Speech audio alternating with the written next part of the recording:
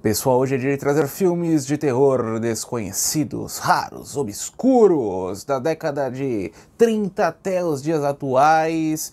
Muitos filmes dos anos 80, diretores populares, diretores que você nunca ouviu falar, trashes dos anos 80, sci-fi B, de tudo um pouco, filme de vampiro que ninguém escutou falar dos anos 90. Eu sou o R.R. Bico, você está no Terror de Roda.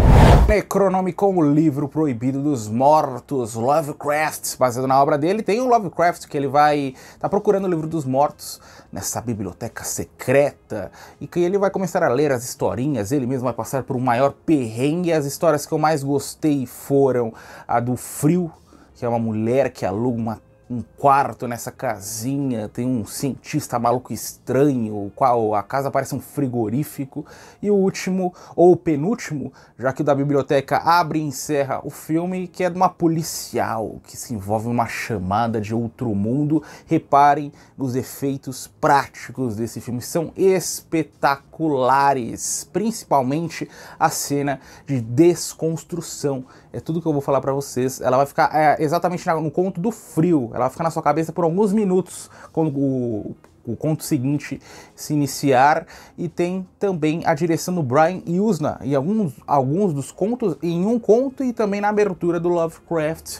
As histórias, mesmo as melhores, elas variam um pouquinho de qualidade, todos têm seus pequenos erros, mas é super esquecido dos anos 80, vale a pena conhecer, principalmente para quem ama o formato antologia, mas tomem muito cuidado que a versão que eu assisti, que eu encontrei na internet, ela tinha alguns erros, dois erros, que um minutinho que ela ficava fora de sincronia no final do filme, as falas, e também nesse conto do Frio, que as falas estavam sem sincronia durante 3 a 5 minutos e também algumas cenas fora de ordem, atrapalhou um pouquinho a experiência. Então eu recomendo que vocês procurem, pesquisem com bastante cuidado, porque não acontece em todas as cópias. Eu até pensei, não, será que é em todos os filmes está acontecendo isso? Mas não, parece que só foi a que eu encontrei na internet. Inspired by the horrific works of the original master of horror himself, H.P. Lovecraft. The secrets of the Necronomicon. Baile de Formatura 2, Vestida para a Vingança, a sequência que ninguém pediu, mas que conseguiu superar o filme original de 1980 com a Jamie Lee Curtis. Tem até mesmo Leslie Nielsen no original. Esse é muito melhor e ele traz a história de Mary Lou, lá nos anos 50, popular, trata todo mundo mal. Um grupo de estudantes decide pregar uma peça exatamente no baile de formatura. A pegadinha, acontece algo à la Carrie, ao contrário, vocês vão entender assistindo, e nós vamos avançar no tempo. Mary Lou morreu, ela quer vingança, o espírito dela é liberado e ela vai, de alguma forma, tentar buscar vingança contra o pessoal que pregou peças, só que esse pessoal já é pai de família, então ela vai buscar exatamente os filhos adolescentes. A história é boa, você quer saber as resoluções, os protagonistas são ótimos, as cenas de terror, tem cena quente, tem cena de vestiário, é um pacotão anos 80 perfeito. Eu não esperava nada desse filme, porque o original ele é muito nostálgico, mas não é exatamente um filme bom. Então eu fui assistir, falei, vamos ver essa bomba aí, o que eu vou encontrar, e me adorei cada cena. Tem o terceiro filme, tem o quarto filme que eu tô procurando aí pela internet, fiquei com esse interesse depois de ter assistido esse segundo, e pode assistir de consciência leve. Ah não, vou encontrar o filme, não, você vai encontrar um filme bom, um filme superior ao original. For prom night, Mary Lou Maloney. Mary Lou! She's been dead for 30 years. Diário de um Vampiro, agora uma obra esquecida, obscura dos anos 90, foi uma indicação que eu recebi aqui nos comentários há alguns meses, marquei na minha listinha, fui assistir e encontrei um bom filme de vampiros. É dois vampiros, ou um meio vampiro, que um tá caçando o outro através dos séculos. Aí tem nesse pedaço de história, tem uma jovem atraente, é ali que nesse casarão, nessa mansão, um jogo de enganação vampiresco se iniciará. Ele, pra você entender qual que é a pegada aqui, ele não é Uma Hora do Espanto, Os Garotos Perdidos, ele vai na linha de Entrevista com o Vampiro. Então, aquele estilo de filme, se você gostou daquela obra, meu Deus, você vai adorar o Diário de Vampiro. Diário de Vampiro, é. Caso você não seja o seu estilo, aí você pode pular pro próximo. Lembra muito também o Bram Stoker, né, do Francis Ford Coppola. E é muito bom, muito bom. Não esperava tanto, esperava um filme mais barato. Ele é um spin-off daquela série Subspecies, que estão sempre me recomendando. Não assisti ainda, mas já está na minha listinha. Em poucas semanas aí, possivelmente eu vou conferir. Então gosta de vampiros, gosta de entrevista com vampiro, gosta do Bram Stoker, do Coppola, pode assistir, que você vai se divertir bastante nesse jogo vampiresco, né? Vampiro passando a perna em outro vampiro, jogo com conteúdo vermelho, cenários muito bonitos, um bom design de produção. Obra raríssima do Ted Nicolau, acho que é assim o nome do diretor. Grace walking freely through the world of mortals. A fate of endless nighttime. An endless hunger for innocent blood. Killing Spree, filme B, quase amador dos anos 80, sobre um rapaz que está com sua esposa nessa casinha, ele tá com um monte de trabalho, tá cansado, ele fala pra esposa, ó, a minha ex-mulher me traiu, eu não aguento outra traição, acho que eu surtaria. É aí que dias vão se passar, ele vai descobrir um diário de sua nova namorada, sua nova esposa.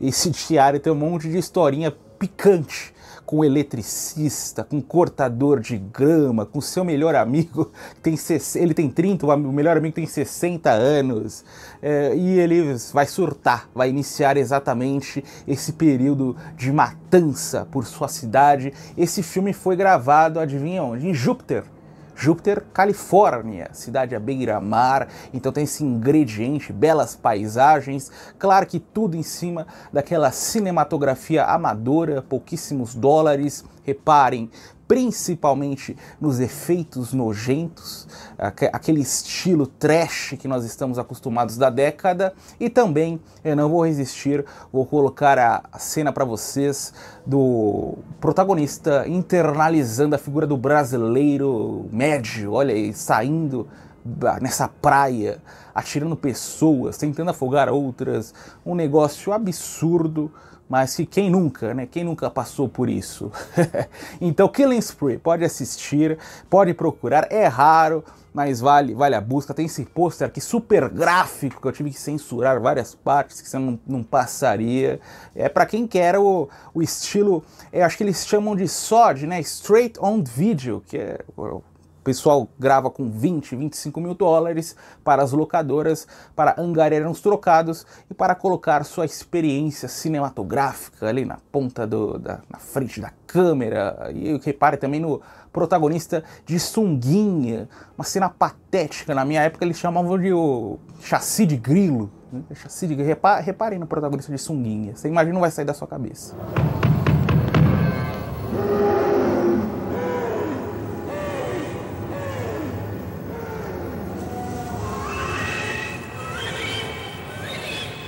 Baba Yaga, a Bruxa Maldita, filme italiano. Vamos voltar aos anos 70, 73, mais precisamente. É sobre uma fotógrafa que tem alucinações com índios, com bruxas, pegada de ocultismo. A gente não sabe o que está acontecendo, a protagonista muito menos, até que ela conhece essa mulher misteriosa, exatamente a mulher que saiu de seus sonhos. Ela acha que a mulher representa uma bruxa. Nós vamos sentar aí e entender que diabos está acontecendo. Não é um filme para ser entendido, mas para ser vivido em suas cenas.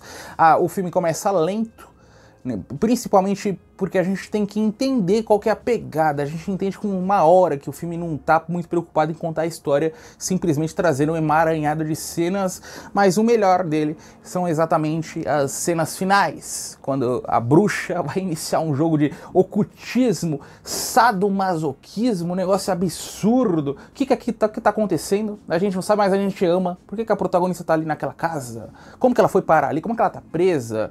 Quem é essa fotógrafa? Quem é essa mulher? Baba Yaga? Por que esse título estranho? É filme italiano, em seu melhor e super atmosférico também. Ou seja, tem cena gráfica, tem clima, uma opção perfeita.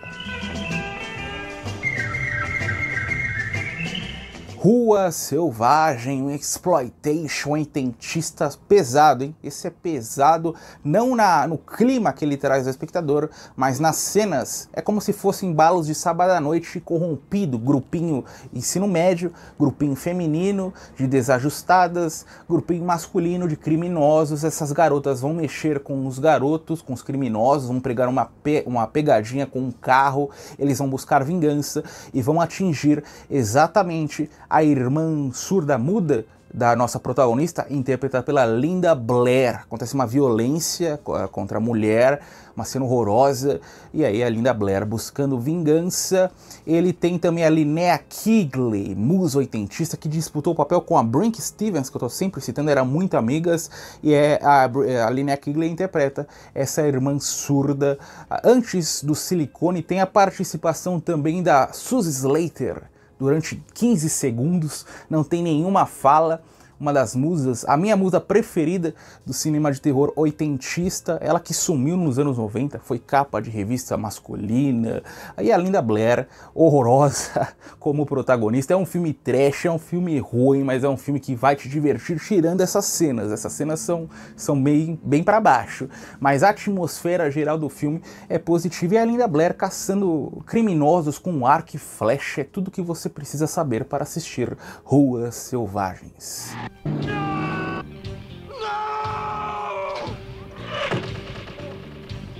Oh my, I missed. And I did so want to see you bleed to death. Malum, filme mais recente na pegada ocultismo. É uma policial que está sendo um primeiro dia de trabalho, ela tem que ficar sozinha nessa delegacia durante a noite. A delegacia está prestes a fechar as portas, ser desabilitada, desativada, e é lá que coisas estranhas começam a acontecer, coisas relacionadas exatamente ao ocultismo. Tem uma história com seu pai, que foi um policial renomado, mas que cometeu um massacre. As histórias vão convergindo, e aquele clima claustrofóbico, super atmosférico. Ele tem um rigor cinematográfico bem baixo. Ele não se compara, por exemplo, ao espetáculo visual que é um Hereditário, que é A Bruxa, filmes mais recentes, né? Até uma injustiça citar dois dos melhores, mas a história é boa e esse clima, a gente sempre tem tentando descobrir animais que aparecem do nada, personagens, essa delegacia, as celas. Tem uma cena que a protagonista fica presa dentro de uma cela, é um negócio tenebroso. É um remake de um filme de 2015, 2016, do mesmo diretor. Eu não assisti o original, descobri esse remake, assisti, adorei. Agora eu procurei, já pesquisei o original, já tá comigo aqui, em breve eu vou assistir também, quem sabe colocá-lo em alguma listinha de filmes de ocultismo. Então gosta de ocultismo, gosta dessa pegada quase levando ao satanismo, Malum tá aí disponível, você não vai se arrepender. I can see the fear in your eyes.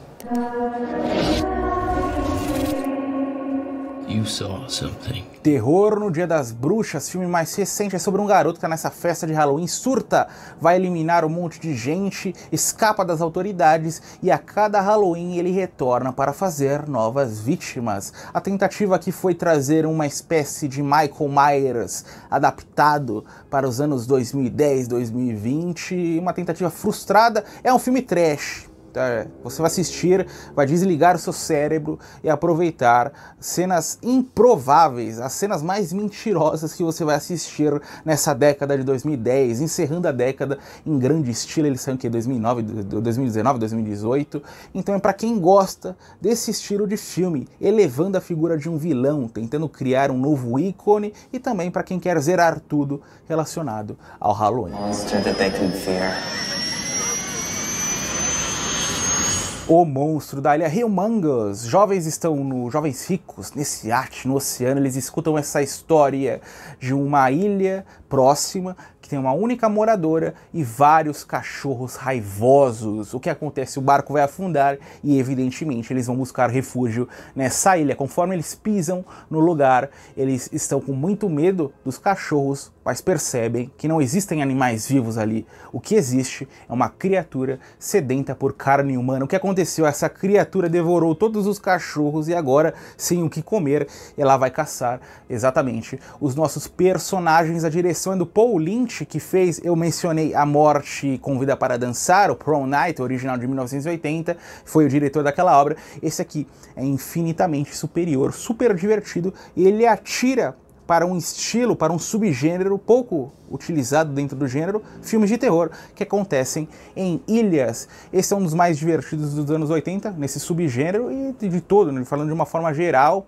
Eu gosto da abertura, que ela explica, acontece 30 anos antes, ela explica muitas coisas, mas deixa várias coisas obscuras para a gente desvendar, para que a gente tenha essa intenção, essa vontade de descobrir, ponderar quem é a criatura, essa mulher vive lá mesmo, os personagens, quem vai sobreviver, quem vai morrer. Filmaço.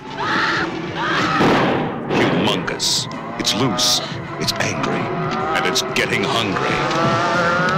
Dr. Karlov, filme do início dos anos 30, é sobre cientista maluco. A filha desse cientista está morrendo, ela viveu um romance com um membro de uma família rival. A gente não sabe por que essa mulher está morrendo, se ela morreu alguma gravidez que deu errado, se ela está doente, se alguém da outra família fez mal a ela, se ela está morrendo de paixão. O filme em momento algum explica isso ao espectador. O que a gente sabe é que a garota morre e esse cientista vai buscar vingança contra os membros dessa família rival. Ele tá pouco se lixando contra quem, né? Se é cunhada do marido, do não sei o quem, daquela família, você vai morrer também. E são vários anos atrás dessa vingança. Ele tem 75 minutinhos, curtíssimo, como é tradicional desse cinema dos anos 30. É para passar o tempo, filme de mistério clássico. Não espere um Frankenstein, que eu vou citar Frankenstein, porque o nome do cientista é Boris Karloff.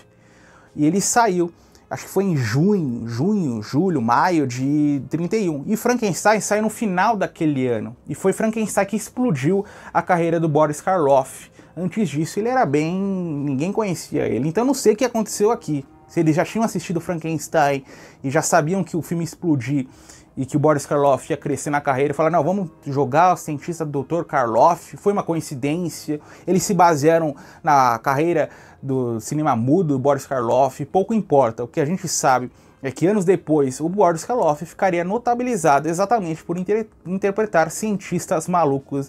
Então tem essa curiosidade que já justifica você ir atrás desse clássico. Você encontra aqui disponível na plataforma, eu acho que sem legendas, mas filmes do início dos anos 30 são poucos diálogos, é mais viver as cenas.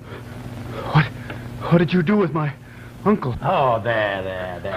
No, there. Let me go. Dona Macabra, obra do início dos anos 70, filme mexicano, primeira de duas opções extremamente obscuras que eu trouxe nesse vídeo do país. É um estilo terrir. Se você gosta daqueles episódios do Chapolin, o Abominável Homem das Neves, aquele da Casa Mal-Assombrada, de Índio do Mal, talvez você goste de Dona Macabra. Aqueles episódios, eles são bem superiores. Esse aqui é um estilo mais novelesco, pouco rigor, personagens olhando para a câmera, quebrando a quarta parede, que eles chamam, né? Aqueles diálogos que o personagem está explicando seu pensamento, fazendo pouco da inteligência do espectador, mas a trama é divertida, é sobre um casal que se muda para a casa de uma tia. A tia é tida como uma bruxa naquele bairro. Esse casal está interessado num possível tesouro escondido no casarão. Então esse jogo de enganação com esse lado ocultista, coisas estranhas acontecendo. Gosta de terror com bruxas? Também é um prato cheio aí, então é recomendado para alguns públicos. Se eu não estou enganado, você encontra aqui na plataforma para assistir. O outro filme mexicano que eu vou indicar, eu tenho certeza que você encontra, porque eu fiz essa busca. Mas acho que esse aqui também você consegue encontrar quase completo, com algumas cenas. Ele é bem leve, né? Terror para todas as idades. Então talvez. Vá aquele senso descompromissado, esperando assistir um filme mediano, que talvez você se divirta. ¿Oíste? Como si alguien roncara. Mira, Lucina, tal parece que de verdad estuvieras de encargo. Y esos papelitos y esos nervios, vas a guardarlos únicamente para engañar a tu tía. Vilões, é a história desse casal em fuga. Esses dois personagens assaltaram uma loja de conveniência, estão no carrinho, o carro acaba a gasolina, eles buscam refúgio nessa casa isolada no meio do nada, invadem o lugar e descobrem um segredo no porão da residência. Eu não vou revelar o que é esse segredo, Não é um spoiler, mas eu vou deixar que vocês descubram o que vai acontecer. Nós vamos entrar na cabeça desses dois personagens. Eles vão ponderar sobre o que fazer com esse segredo, sobre o crime que eles cometeram e, claro, a chegada dos donos, um outro casal, um tanto quanto maluco. O casal central da história é interpretado pela Micah Moore e o Bill Skarsgård, e são atuações sempre exageradas, né? Isso é o tom do filme, né? Você tem que entrar logo com 5 ou 10 minutos. Se você curtir esse estilo de atuação, esse estilo de filme, você vai conseguir absorver a 1h30, 1h40. Caso você não goste, aí talvez a sua experiência seja mais arrastada. Meio termo para mim, eu curti a proposta, e o que eu mais curti é esse jogo, essa trama inteligente, porque a gente sempre está tentando descobrir novas fugas dentro daquela casa, tentando descobrir o que o personagem vai fazer, qual que é a intenção do casal maluco, o que aquele cara quer, o que é aquele segredo do porão. Então é uma opção, essa mistura terror com comédia, que vai agradar muitos, outros não vão gostar, mas eu, confesso, curti bastante. Look expensive, and this is a pretty house. But you know what I think the most telling thing about you is? Come on, baby, there's nothing down here. Dois Olhos Satânicos, filme de contos, apenas 2 histórias comandadas por nomes famosos, George Romero e Dario Argento, porém é uma meia recomendação. Assista apenas a primeira história, do George Romero, que é um jogo de enganação nessa casinha. A mulher se casa com um velho por seu dinheiro, e ela tem que ele está no final de vida, e ela tem que manter o velho vivo para angariar, para limpar as contas bancárias do sujeito, e para isso ela conta com a ajuda de um médico, que ela tem um interesse romântico, e o médico se utiliza da hipnose. A história traz a Adriana Barbeau como protagonista, ótima atriz, aqui em um período mais envelhecido, musa dos anos 80. A história começa como esse jogo de enganação e se encaminha lentamente para o estilo que o George Romero conhece tanto. Essa primeira história é fascinante. A segunda história eu não recomendo, envolve animal, gato. Eu gosto de filmes de terror com animais, só que animais assassinos, né, matando seres humanos, e não o contrário. O contrário eu passo longe. Esse filme, então, quase que eu nem completei, ainda bem que foi a segunda história, porque eu já pude assistir com a cabeça em outro lugar. Traz o Harvey Keitel como protagonista. A história, no final do filme até aparece que nenhum animal foi machucado durante a produção da obra, mas, enfim, não é meu estilo.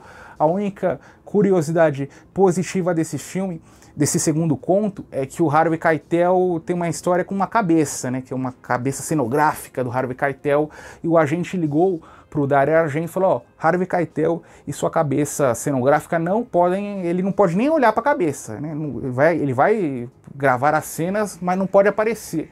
Depois o Dario Argento foi perguntar por que você não queria ver a cabeça, e o Harvey Keitel falou: não, me dá arrepio, não consigo chegar nem perto disso aqui, me dá medo. Então a única curiosidade positiva, Harvey Keitel, grande ator, mas nesse filme aqui, não assista. Pega o conto do Romero, que é muito bom, e pode parar por aí. And beyond the boundaries of life, I am dead. Hotel, filme austríaco de 2004, bem obscuro, é sobre uma mulher que vai trabalhar nesse hotel isolado, no meio de uma floresta, e ela fica um tanto quanto incomodada com a história da outra mulher que trabalhou em seu cargo, que sumiu. Ela começa a investigar a história ao mesmo tempo em que coisas desconfortáveis vão acontecendo, some um colar aqui, ela começa a ter alucinações, sempre com muito silêncio. Foi um filme muito mal avaliado, você encontra no IMDb com uma nota lá embaixo. Eu acho que é por conta do final. O final é muito aberto, não oferece tantas respostas. Mas eu curti o final, eu curti a história e eu curti principalmente esse clima. É aquele terror que acontece nas entrelinhas. Não há nada muito gráfico, não há nada muito explícito do que está acontecendo. É mais a gente pode inclusive trabalhar com essa visão dupla. É algo sobrenatural mesmo, ou é algo da cabeça da personagem que está vivendo isolamento, ela não lida bem com os outros integrantes da equipe, mas é terror em hotel. Terror em hotel já tem essa ambientação que já, mesmo que o filme fosse ruim, eu já assistiria, já me divertiria, só que não, é um filme bom. Você gosta, e ele antecede esse estilo de filme ficou popular a partir de 2015, 2016. Hoje você encontra muito, mas naquela época, 2004, era raríssimo. Então tem esse detalhe também.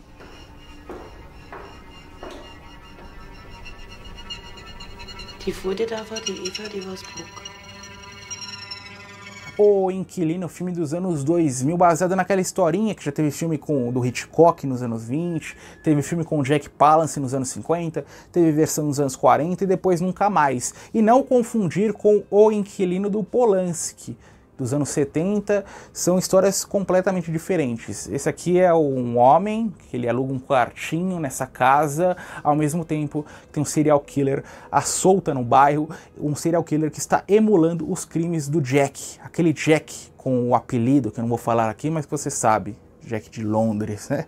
E nós vamos ter 3 frentes: o inquilino, o pessoal que mora naquela casa, que começa a desconfiar, principalmente a mulher do novo inquilino, e a frente investigativa. É um filme de mistério, filme de suspense básico, para assistir, para passar o tempo, e nada mais do que isso. Traz o Alfred Molina como protagonista, que ele fez Homem-Aranha 2, o Simon Baker, de O Mentalista.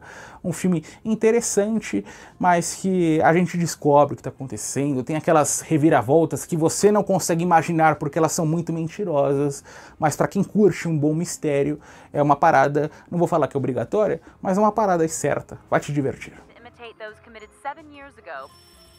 I saw the sign out front. Got the room for rent? Come in.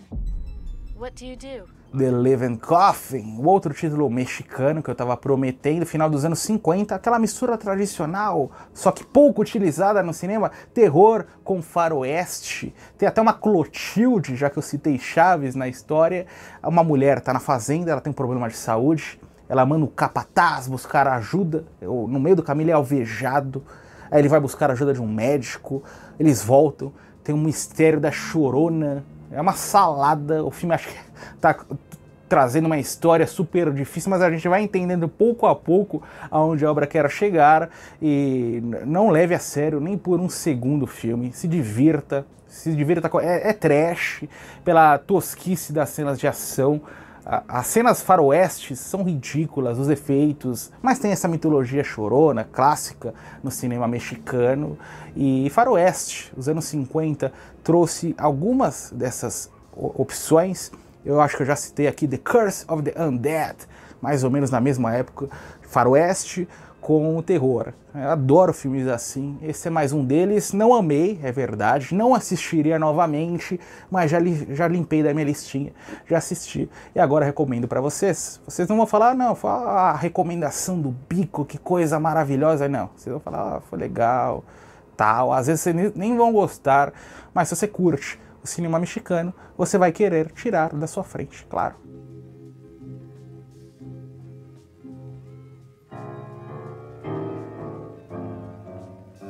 Onda de Crime, direção Sam Raimi e roteiro dos irmãos Coen, uma obra menor nas filmografias desses 3 cineastas, é mais comédia do que propriamente terror, acontece nessa única noite com uma dupla de exterminadores de pragas que se envolve com crime e um encontro romântico de um nerd. As histórias vão se cruzar, e claro, com aquele humor físico tradicional da década. A história em si, ela não é boa, ela não te diverte, ela nem sequer coloca um sorriso no seu rosto.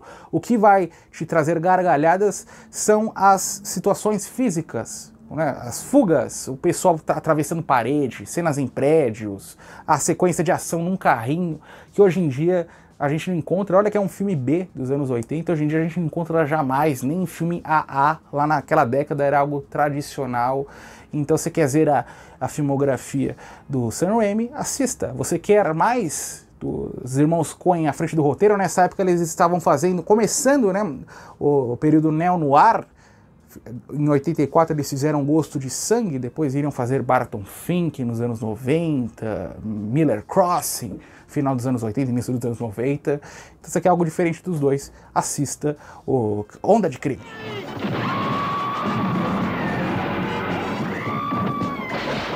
Crime Wave. O Bingo Macabro, obra mais recente, é um filme de menor qualidade, só que traz um terror na terceira idade. Acontece nesse bairro, os velhinhos vão todos jogar bingo, até que chega um estranho misterioso, compra o bingo, reforma o lugar, só que a mulher que comanda a associação de moradores, ela fica meio insatisfeita, começa a investigar e descobre que esse bingo é um tanto quanto sobrenatural. Esse bingo e esse novo morador do bairro, um pouquinho mais novo, ele, por trazer esse terror na terceira idade, só por isso já vale a pena, porque é um estilo de cinema praticamente inexistente dentro do gênero. Eu já separei logo no início do canal eu fiz um vídeo com 5 ou 6 filmes de terror na terceira idade. Eu acho que é um subgênero que deveria ser mais explorado. Eu gosto bastante dessa visão que é bem diferente, as preocupações são diferentes, a estrutura acaba sendo mais gostosa, um novo ritmo entregue, e um Bingo Macabro explicita isso. Não é um bom filme, como eu já disse, mas vai te trazer bons momentos. A única coisa que eu tiraria da obra é umas cenas bem desagradáveis, bem nojentas, sabe? Que eles tentaram trazer alguns efeitos práticos. Tirando isso, vale super a pena assistir.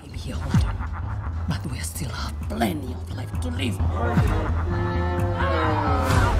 Império Perdido. Eu vou terminar o vídeo de hoje com 2 filmes de ficção científica dos anos 80, 2 sci-fi, esse do Jim Wynorski, só para não perder o costume, uma opção mais quente.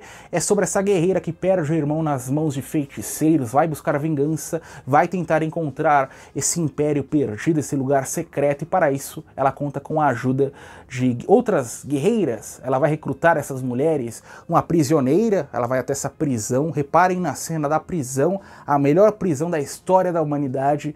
Tem uma outra que ela vai numa tribo de índio, e a outra cena de muito destaque no final, esses jogos de feitiçaria, os experimentos, como eles são trazidos ao espectador, e é o cinema do Jim Wynorski. Você conseguiu, são filmes bem difíceis de se encontrar, você conseguiu encontrar qualquer coisa do Jim Wynorski nos anos 80 e 90, corra, assista, não deixe passar, porque você vai ter principalmente se você ama os anos 80, você vai ter uma experiência realmente única nesse cinema mais escaldante da década. Relentless action and dazzling special effects in The Lost Empire, a major new release. O Planeta dos Prazeres, filme dirigido pelo mestre do cinema B dos anos 80 e 90, Albert Pyun. Apesar do título sugerir um filme quente, não, é um filme super leve, tranquilo, pra você assistir em família inteira. Acontece no espaço, com essa banda de rock and roll feminina que ela traz performances em vários planetas.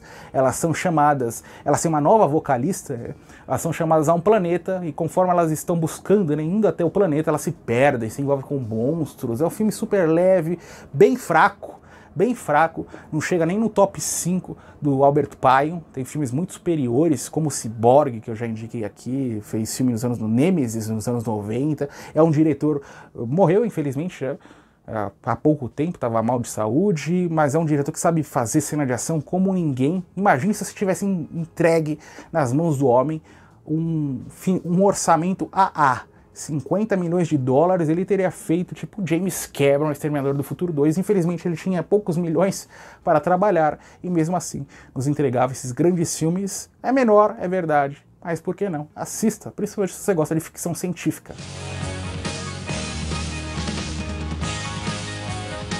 É isso aí, galera, chegamos ao final de mais um vídeo, mais uma maratona. Muito obrigado por ter assistido até aqui. Um grande abraço.